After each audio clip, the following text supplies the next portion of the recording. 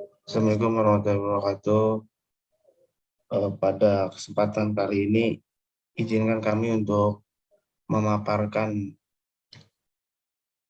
materi mengenai gender equality dan topik yang kami ambil mengenai kesenjangan upah antar gender di Indonesia.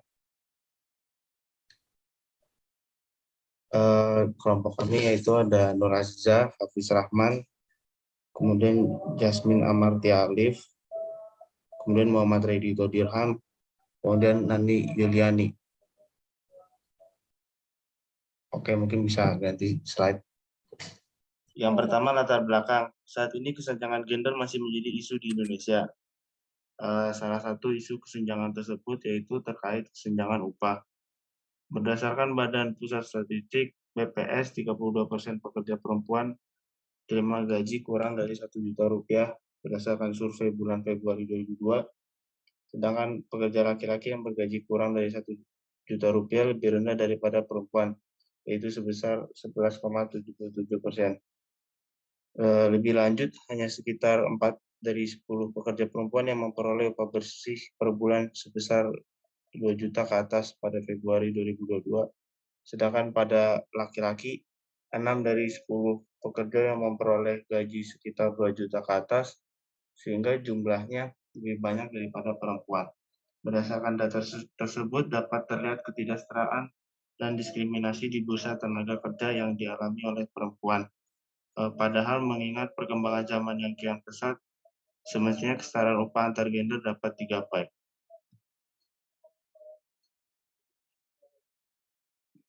Next berikutnya. Apa faktor-faktor terjadinya kesenjangan upah antar gender di Indonesia?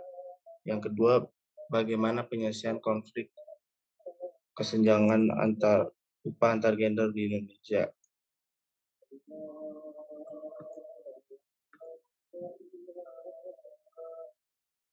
Kesetaraan gender atau gender equality, kesetaraan gender merupakan kesamaan kondisi bagi laki-laki dan perempuan untuk memperoleh kesempatan serta hak-haknya sebagai manusia, agar mampu berperan dan berpartisipasi dalam kegiatan politik, hukum, ekonomi, sosial budaya, pendidikan, dan pertahanan serta keamanan nasional, juga kesamaan dalam menikmati hasil pembangunan tersebut.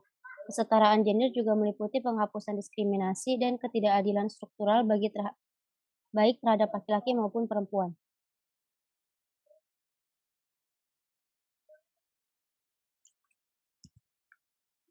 Next. Kesenjangan upah. Pengertian kesenjangan upah dapat dimaknai sebagai ketika ada pihak laki-laki dan perempuan dalam suatu perusahaan atau institusi yang melakukan pekerjaan yang sama pada tingkat jabatan atau kualifikasi yang sama, akan tetapi dibayar tidak sama. Dengan demikian, kesenjangan upah menimbulkan diskriminatif antar gender. Faktor yang terjadinya kesenjangan upah antar gender di Indonesia. Yang pertama, budaya patriarki. Patriarki berasal dari kata patriarkat, berarti struktur yang menempatkan peran laki-laki sebagai penguasa tunggal, sentral, dan segala-galanya. Muncul akhirnya pandangan bahwa sudah sewajarnya upah antar laki-laki dan perempuan berbeda, karena lelaki layak mendapat upah lebih besar karena tugasnya sebagai kepala rumah tangga serta menafkahi keluarga. Sedangkan bagi perempuan mendapat upah di bawah lelaki karena tugas pokoknya mengurus urusan rumah tangga serta merawat anak. Yang kedua, sebagian besar pekerja perempuan hanya mengisi lapangan kerja di sektor informal. Perempuan memiliki sejumlah hambatan untuk berpindah dari pasar kerja informal ke pasar formal, yaitu peran dan tanggung jawab kerumah tanggaan. Status subordinat perempuan dalam relasi gender dan sikap patriarki terhadap partisipasi perempuan dalam kehidupan ekonomi dan masyarakat. Sehingga perempuan banyak mengisi lapangan pekerjaan informal yang memiliki upah lebih rendah dari pekerjaan formal yang banyak diisi lelaki. Yang ketiga, adanya stereotip pekerjaan maskulin dan feminin. Stigma gender perempuan memiliki sifat yang lebih lembut, cengeng, dan sensitif dibanding laki-laki. Label ini tertempel pada semua perempuan sehingga menghalangi perempuan dalam posisi pekerjaan tertentu. Laki-laki dianggap memiliki peran natural sebagai pemimpin, sedangkan perempuan adalah subordinatnya. Stigma lain menentukan bahwa laki-laki memiliki fungsi produktif, sedangkan perempuan berfungsi reproduktif. Stigma perbedaan fungsi ini muncul karena perbedaan alat kelamin dan berimbas pada pemisahan profesi antar laki-laki dan perempuan. Padahal tidak ada pekerjaan yang membutuhkan secara spesifik alat kelamin laki-laki atau perempuan. Stigma-stigma tersebut kemudian mengakar pada masyarakat dan dianggap menjadi kodrat gender. Yang keempat, stigma bahwa perempuan lebih tidak produktif. Stigma di beberapa masyarakat bahwa perempuan lebih tidak produktif dalam bekerja ketimbang laki-laki. Akan tetapi secara berangsur-angsur, stigma ini berkurang walaupun tidak menafikan memang masih ada stigma tersebut. Karena tradisi yang turun-menurun bahwa perempuan tidak produktif bila melakukan profesi di luar urusan rumah tangga. Sehingga terjadi kesenjangan pemberian upah antar gender karena lelaki dinilai lebih produktif dalam bekerja dibandingkan perempuan.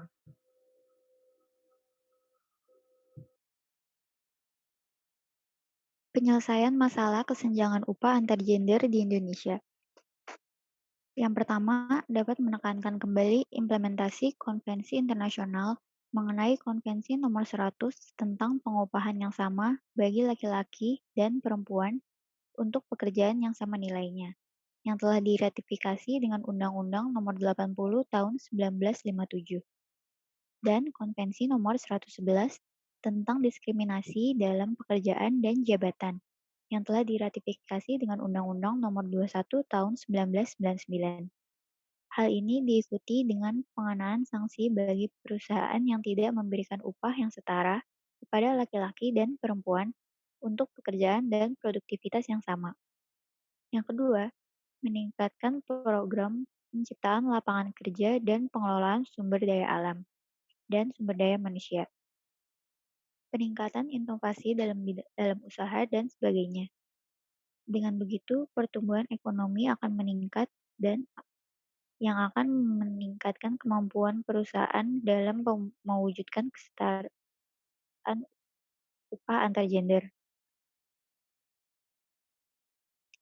Yang ketiga, UU yang mengatur hal ini harus dipertegas dan harus berjalan dengan lancar, dengan membuat suatu kebijakan yang isinya antara lain sebagai berikut.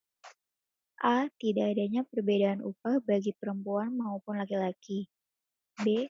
Apabila masih terdapat perbedaan upah yang cukup signifikan terhadap kaum laki-laki maupun perempuan, maka perusahaan itu akan dikenai denda senilai dengan upah setiap pekerja tersebut dikali jumlah pekerja yang dibedakan gajinya tersebut. Selanjutnya, pembedaan denda atau sanksi ini diberlakukan kepada perusahaan yang memiliki karyawan lebih dari 20 orang ke atas, yang artinya wajib untuk tidak ada perbedaan upah bagi perempuan dan laki-laki harus sesuai dengan apa yang mereka kerjakan. Yang terakhir, untuk perusahaan kecil seperti UMKM tidak dibebani denda seperti perusahaan-perusahaan yang telah tersebut di atas. Tetapi UMKM ini diberi bantuan yang dananya berasal dari denda para perusahaan yang membedakan upah pekerja perempuan dan laki-laki tersebut. Dengan catatan bahwa pemberian bantuan dana ini hanya diberlakukan atau diberikan dalam jangka waktu 5 bulan atau sampai UMKM ini sudah bisa merintis usahanya sendiri.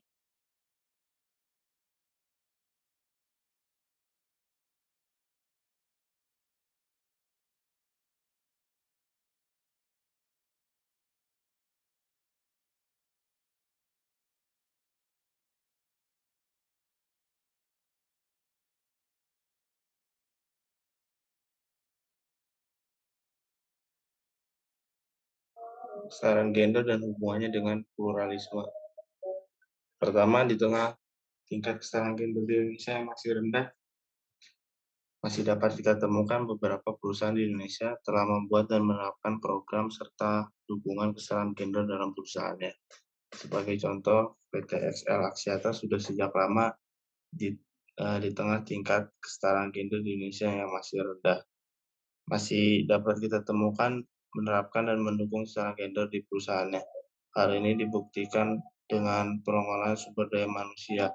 Salah satunya terbukti dalam struktur kepemimpinan perusahaan yang mencapai 27% karyawan perempuan yang menduduki posisi kepemimpinan di XL Axiata pada tahun 2020. Beberapa bentuk kesetaraan gender yang diterapkan seperti perlakuan dan akses yang sama bagi semua karyawan, laki-laki dan perempuan untuk mendapatkan promosi, kenaikan gaji, hingga inklusi dalam pengambilan keputusan dalam perusahaan. SLCAT juga merekrut karyawannya berdasarkan soft skill dan hard skill yang dibutuhkan tanpa mempersoalkan isu gender. Semua karyawan juga punya kebebasan berbicara dan menyampaikan pendapat yang sama. Kedua, selain PT XL Axiata dan Sintesa Group, masih ada lagi perusahaan-perusahaan yang mendukung terjadinya kesetaraan gender di Indonesia. Hal ini merupakan salah satu contoh dari adanya pluralisme sosial di Indonesia. Apabila kita memberikan edukasi kepada masyarakat luas dan memberikan pandangan dan pemikiran tentang kesetaraan gender dapat memperkuat kemampuan sebuah negara untuk memerangi kemiskinan, berkembang, dan memerintah secara efektif.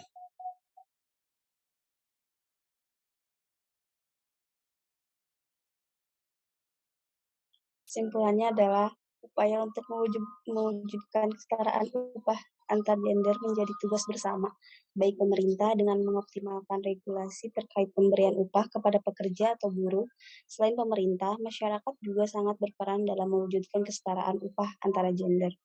Dengan mewujudkannya kesetaraan upah, maka keadilan ekonomi dapat dirasakan oleh semua masyarakat tanpa memandang perbedaan gender. Kesenjangan upah antara gender selain karena adanya budaya patriarki juga diakibatkan karena rendahnya valuasi pendapatan di suatu perusahaan, sehingga kebijakan untuk membedakan upah antar gender menjadi jalan yang ditempuh. Selanjutnya, saran. Alangkah baiknya penerapan sanksi denda diberlakukan bagi perusahaan yang menerapkan perbedaan terhadap upah bagi karyawannya yang memiliki tingkat jabatan dan pekerjaan yang sama.